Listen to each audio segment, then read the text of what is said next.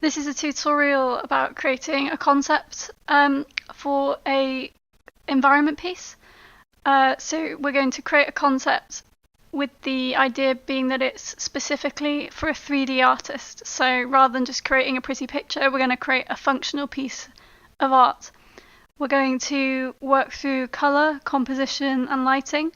And we're going to also look into how we can efficiently and quickly block out a concept. So that we can generate ideas as quick as possible, so that we can take a concept to completion as swiftly as possible and create something that a 3D artist, either yourself or perhaps someone else, can look at and quickly understand exactly what they need to create when they look at this piece of concept art. What I've got here is a Pinterest board that I've created specifically for a concept that I'm going to create.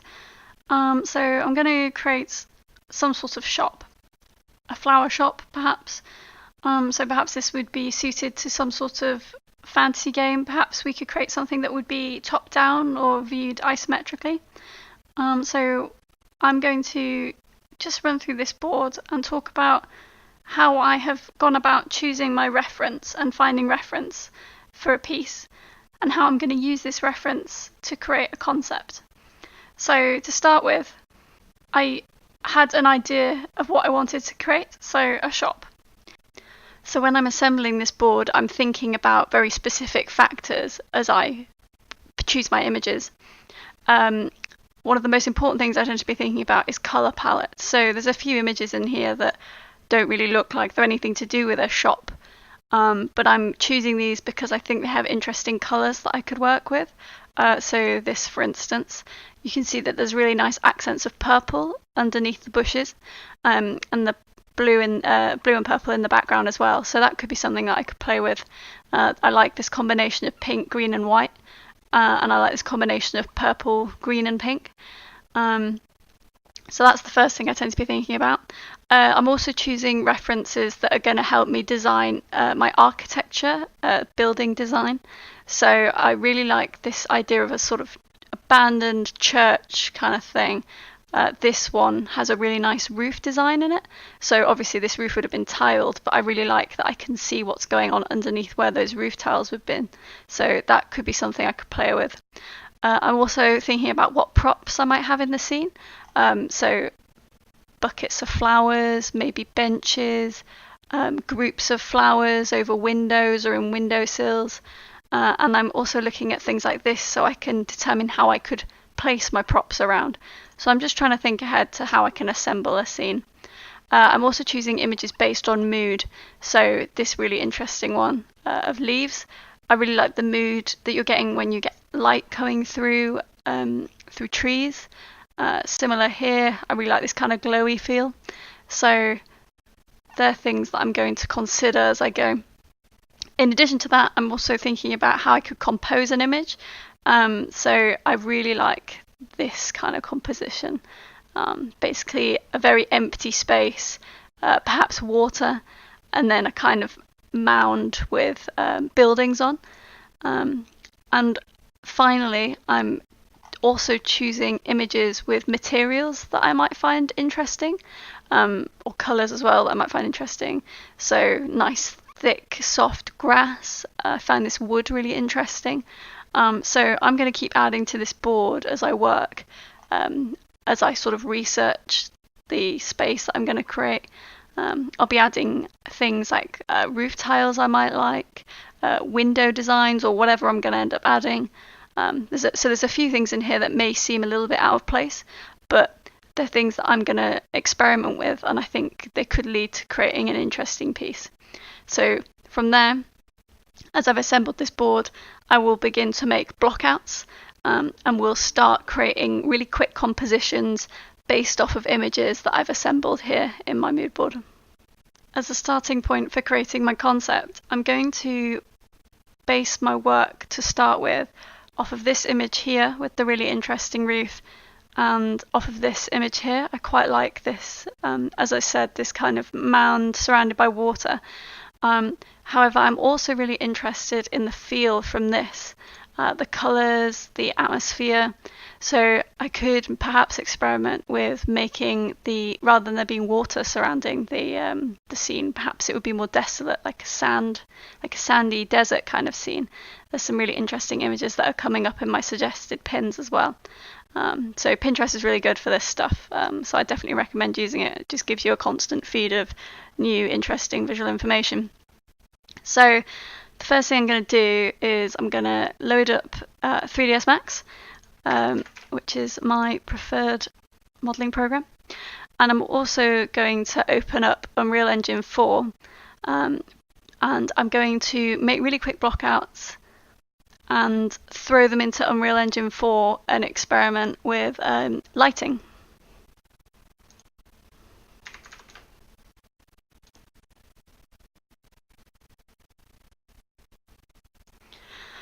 The reason I'm putting so much emphasis on choosing reference carefully and spending time choosing reference is because when you're creating a concept with the intention of it being used by a 3D artist for 3D modeling, you want to make sure that you have plenty of perhaps material reference, atmosphere reference. These are images that when I've created my final concept, I will actually pin these images around the concept.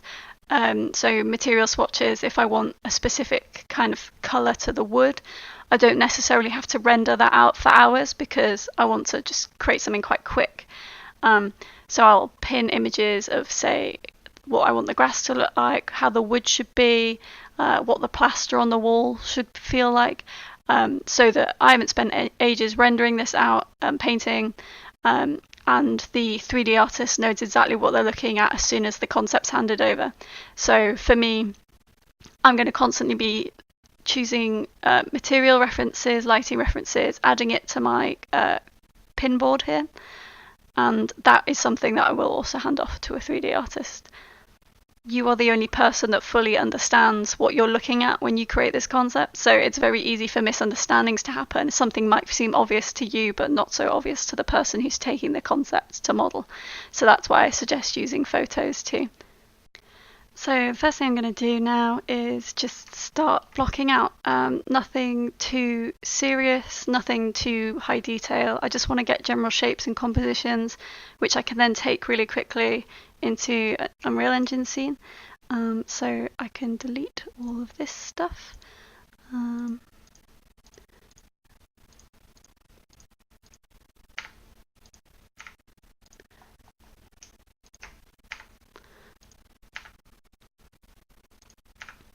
So I just want an empty scene pretty much with lighting, and we can play about with the lighting later. So I'm just gonna open 3ds Max and start blocking out. So if I want to make a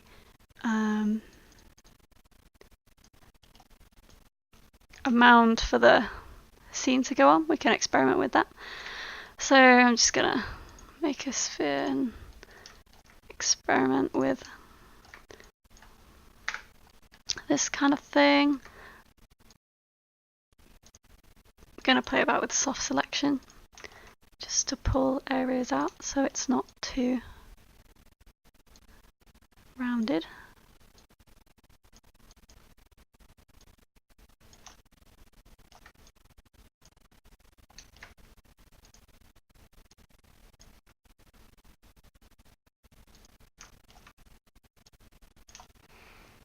Doesn't have to be perfect. Just something we can experiment with. And I'll make shape variations too. So there's a base. Let's add in some sort of building. So if we want like a tower, I'd say that's a bit big for now.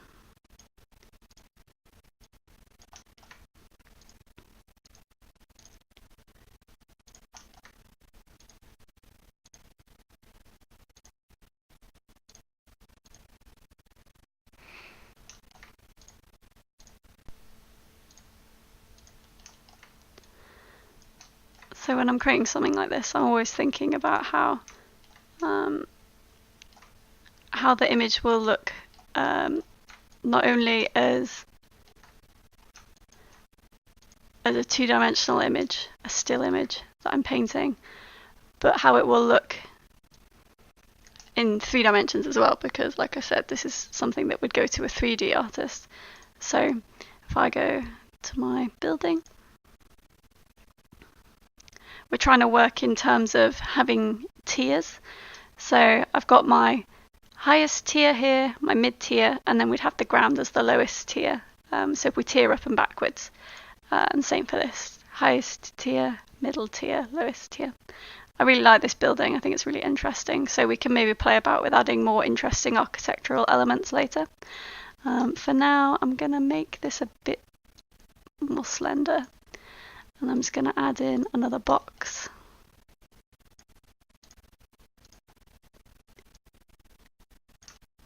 Maybe be the front of the building.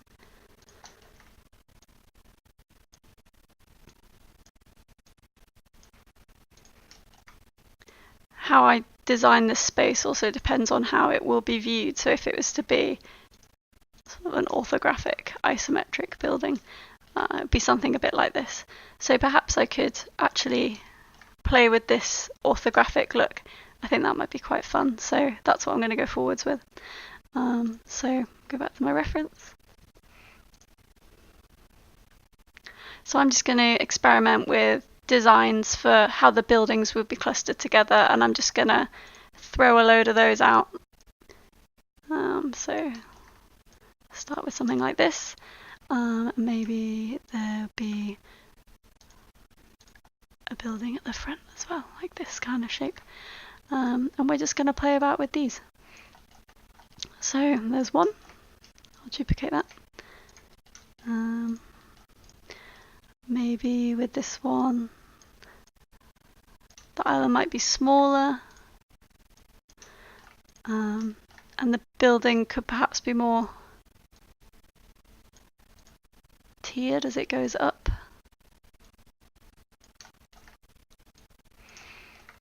It's quite interesting.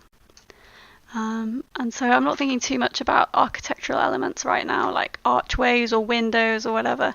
They can sort of come later. Sometimes the best designs sort of come quite organically if I'm not really thinking too carefully about anything at the moment.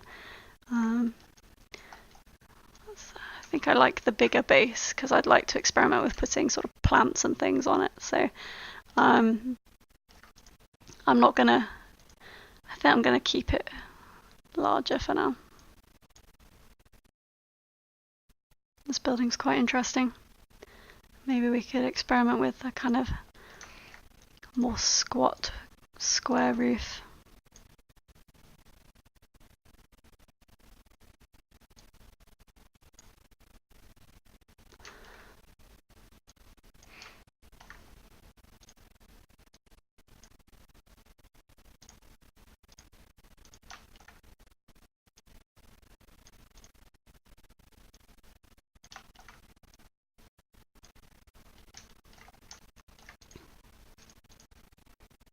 And perhaps have some buildings apart from one another as well.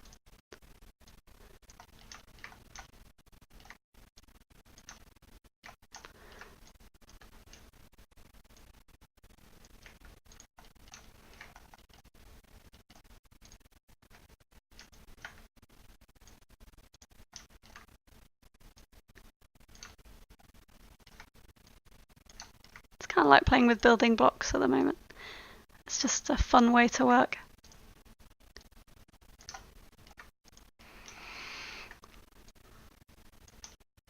So I'm starting to think now, if this was, say, for some reason, a shop that had been set up in the ruins of an abandoned church, how would they have set it up? You'd perhaps have a platform that you'd work from, somewhere that's been flattened out, so maybe something like this. But then from behind, you see, when I look at these 4 that I've done so far, from behind they're not working so well. So that's one thing that you have to really think about when you're concepting for a 3D space, is that it is going to be viewed in 3D, so you can't really just paint one angle and hope that someone can make the back work. You have to think about all angles. So I'm going to drag this out to a new one. And I'm going to think about designing the space all the way around as well. Perhaps the platform comes out into water or sand or whatever it is. And we might have something at the back as well, like a platform.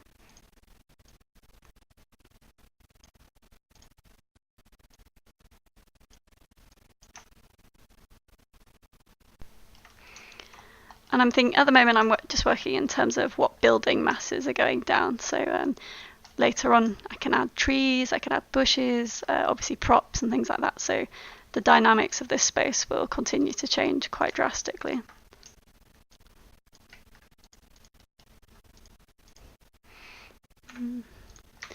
Let's try having a big tower and then a smaller tower.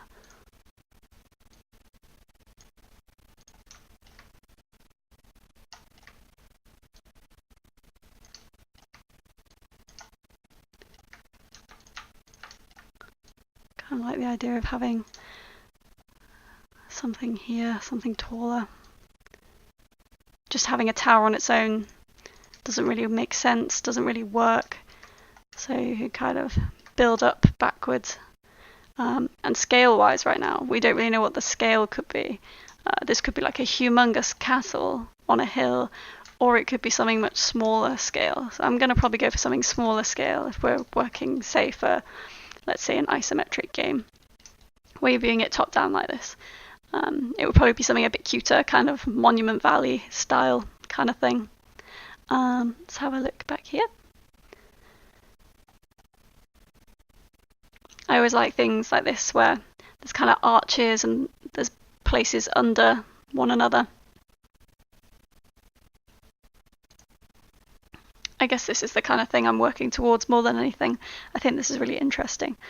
Maybe we could experiment with making our platform more tall.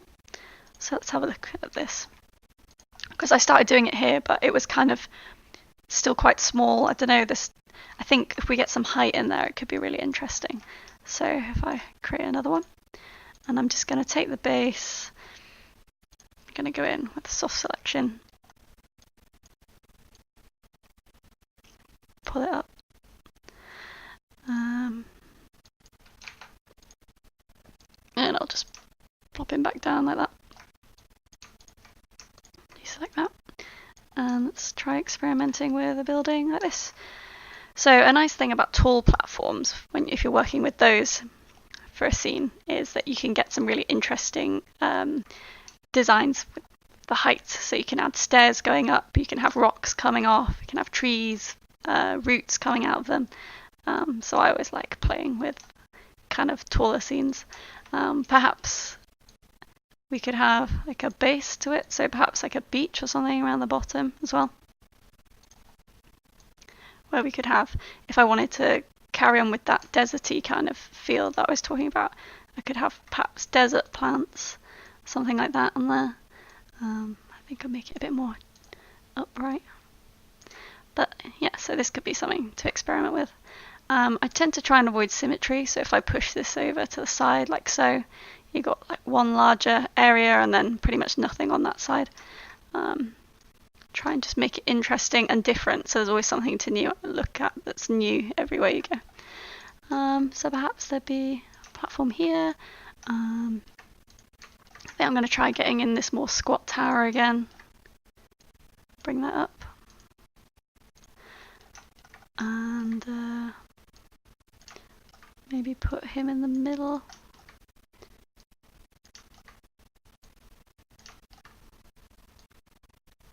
Have more intersecting buildings. This is kind of interesting. Perhaps if this is to be the center point, it perhaps should be a bit larger. And then we can bring this up. So the center point is the tallest building. And just I'm chunking everything up so that the scale isn't so weird. If it had lots of really small buildings on it, it might make it difficult to register what the scale is. I mean, right now we have no idea what the scale is, but it's kind of more interesting to work with this way. Okay. Let's save this.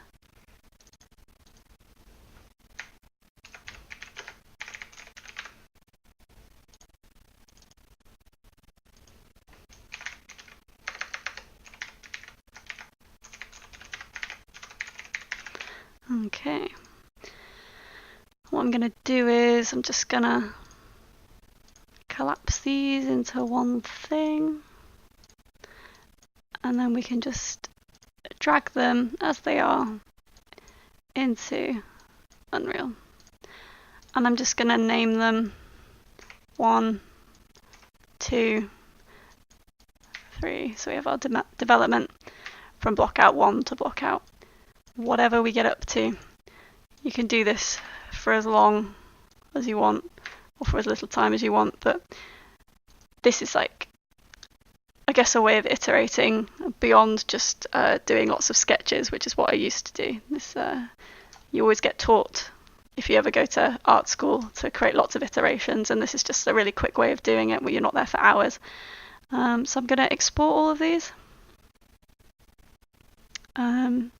Not fussed about setting the pivot or anything. And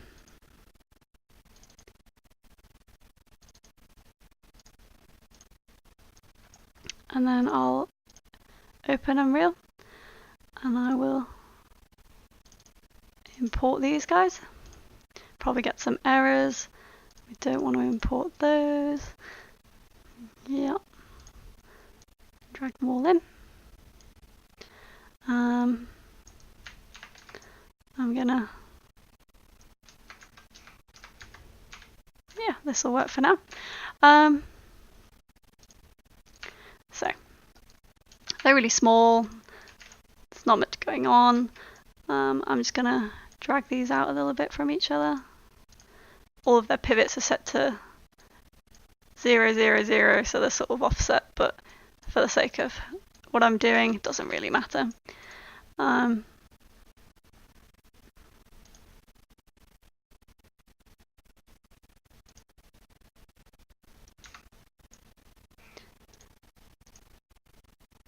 What I'm going to do is create a new material, just call it block out. And we're just going to make a white, well, a grey material, maybe with a little bit of colour in it. And I'm also going to set, it's not the colour I wanted.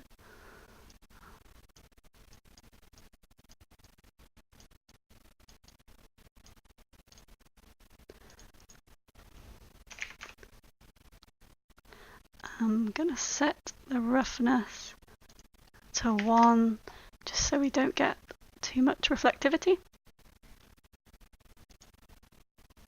And I'm just going to apply it to all of my blockouts, so we don't have that nasty checkerboard. So this is interesting. It's good to look at these now in a more 3D space with lighting, and I'm not having to, if I was working in 3ds Max with this kind of thing, I would be having to put lights in, tape renders, sit through it rendering, and I'd rather just view it in real time. And I can just take the lights and let's